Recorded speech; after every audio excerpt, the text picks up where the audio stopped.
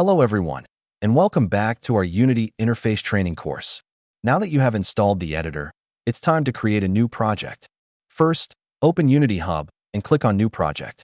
You will see several templates available. Let me explain what each of them is used for. 2D Render Pipeline.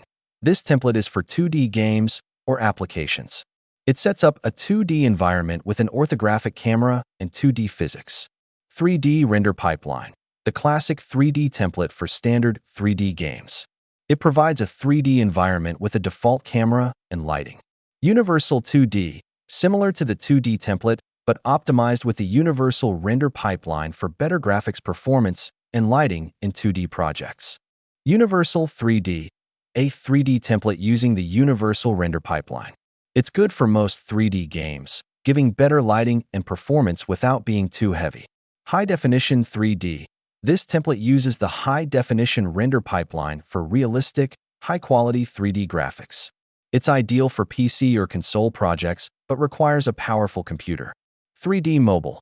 Optimized for mobile devices. This template reduces graphics complexity to improve performance on phones and tablets.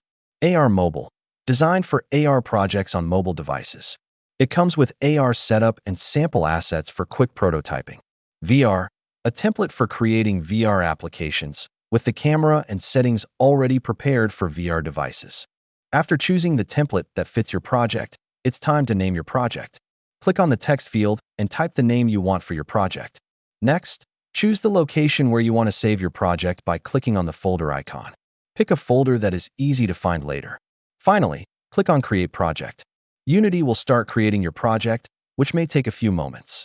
Once it's done, you will see the Unity editor open with your new project ready to go. And that's it.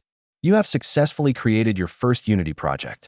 In the next video, we will explore the Unity editor interface and learn how to navigate and use the main panels.